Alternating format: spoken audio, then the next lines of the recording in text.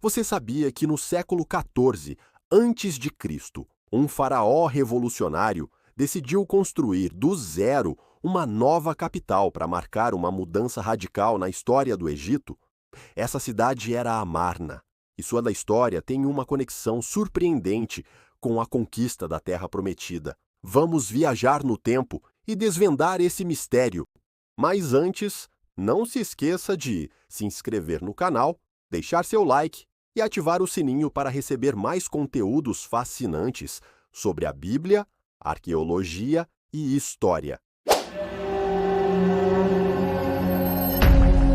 No auge da 18ª dinastia, o faraó Amenhotep IV mudou seu nome para Akhenaton e abandonou a tradicional capital do Egito, Luxor.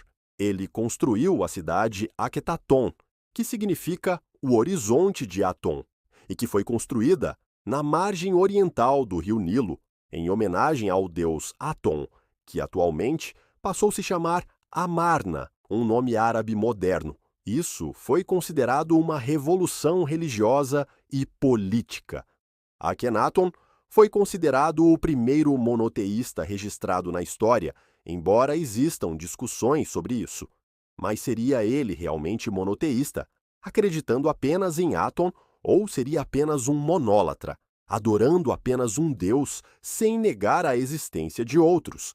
Ao lado dele estava Nefertiti, uma rainha poderosa, que ajudou a espalhar a adoração a Aton. Mas essa nova era não duraria para sempre. A nova capital funcionou por cerca de 20 anos, e a rejeição ao monoteísmo e a influência dos sacerdotes de Amon foram fatores determinantes para a queda desse novo sistema. Após a morte de Akhenaton, seu filho Tutankhamon restaurou os antigos deuses, voltou para Luxor e abandonou Amarna, deixando-a ao esquecimento. Isso marcou o fim da revolução religiosa de Akhenaton. Mas no século XIX da Era Comum, algo incrível aconteceu. Membros de uma tribo beduína egípcia, chamada Amarna, estavam à procura de antiguidade para vender no mercado e, durante a busca, encontraram várias tábuas de argila e as levaram para o mercado de antiguidades. Europeus que estavam na região, entre eles o arqueólogo Flinders Petrie, perceberam que as tábuas pertenciam a um faraó egípcio, e isso levou a escavações no local. As cartas de Amarna são um dos mais importantes achados arqueológicos do Egito. Elas mostram um mundo cheio de intrigas, traições e instabilidade política. Embora os israelitas não sejam mencionados diretamente, as cartas fornecem um panorama importante sobre o contexto em que as tribos israelitas conquistaram Canaã. Durante as escavações, foram descobertos 382 documentos pertencentes à chancelaria egípcia. A maioria desses registros está escrito em acadiano, a língua diplomática da Mesopotâmia, utilizada pelos assírios e babilônios. O acadiano é um idioma semita, e esses documentos consistem, em grande parte, em correspondências trocadas entre o faraó e os reis cananeus. As cartas revelam detalhes fascinantes sobre a situação política da época. Os habitantes de Canaã eram diversos, vivendo em cidades-estado independentes, sem uma unidade nacional. Essas cidades estavam militarmente debilitadas e enfraquecidas, e apesar de possuírem fortalezas impressionantes, construídas por reis que governaram entre 200 e 300 anos antes, os reis cananeus do século XIV a.C.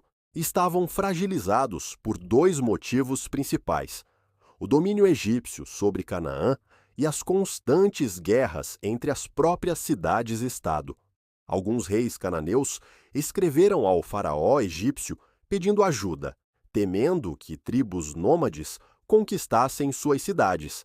A visão bíblica sobre a conquista de Canaã coincide com o cenário descrito nessas cartas. Os cananeus estavam enfraquecidos, exatamente como relata o texto bíblico sobre a chegada dos israelitas à Terra Prometida. O Egito dominava Canaã e impunha tributos aos reis locais, mantendo bases militares desde o próprio Egito até o Líbano, para evitar rebeliões e garantir o pagamento dos impostos ao império. No entanto, devido à instabilidade política causada pela Revolução Religiosa de Akhenaton, o Egito enfraqueceu-se e não conseguiu fornecer o apoio militar que os reis cananeus desesperadamente solicitavam.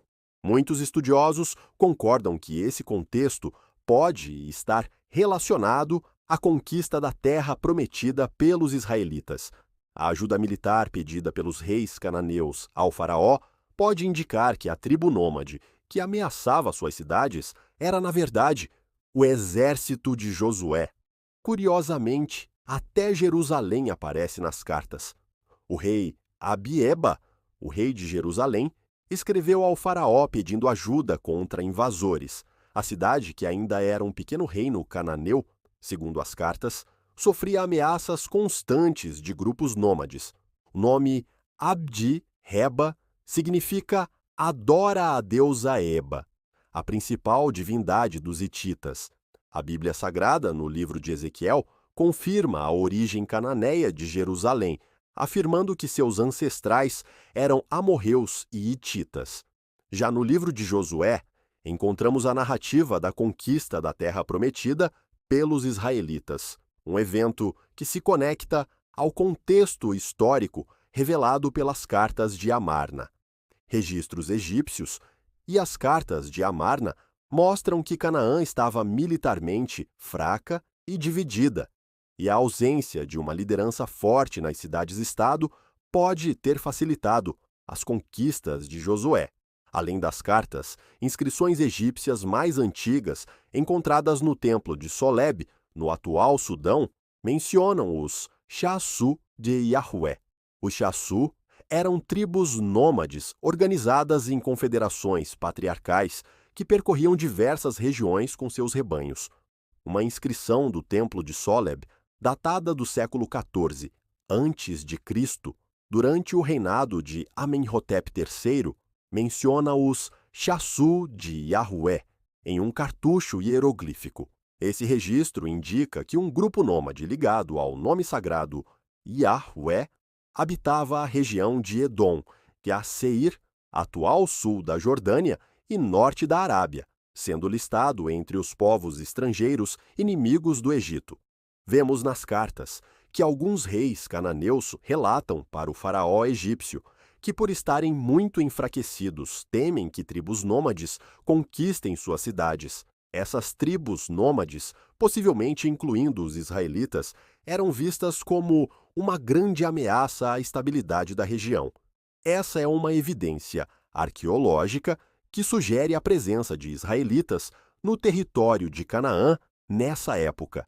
Alguns estudiosos sugerem que a mudança para a adoração de um único Deus no Egito pode ter sido influenciada, de certa forma, pela cultura israelita. Os israelitas haviam morado no Egito, mas já tinham partido quando Akhenaton instituiu o culto exclusivo a Aton. O êxodo teria ocorrido no início da 18ª dinastia, durante o reinado do faraó Tutmoses III, entre 1504 e 1450 a.C., enquanto Akhenaton governou mais tarde, entre 1350 e 2336 a.C. Essa possível conexão histórica continua sendo um tema fascinante de debate entre pesquisadores. Hoje, essas cartas estão espalhadas pelo mundo, preservadas em museus como o Louvre e o Museu Britânico, um verdadeiro tesouro histórico. Elas nos permitem entender melhor como os israelitas encontraram uma Canaã enfraquecida, abrindo caminho para a conquista da Terra Prometida, e também nos dão uma visão única da geopolítica do antigo Oriente Médio na época da conquista das tribos israelitas em Canaã. Se você gostou desse mergulho na história, deixe seu comentário, curta, compartilhe e siga para mais curiosidades sobre o mundo bíblico e arqueológico.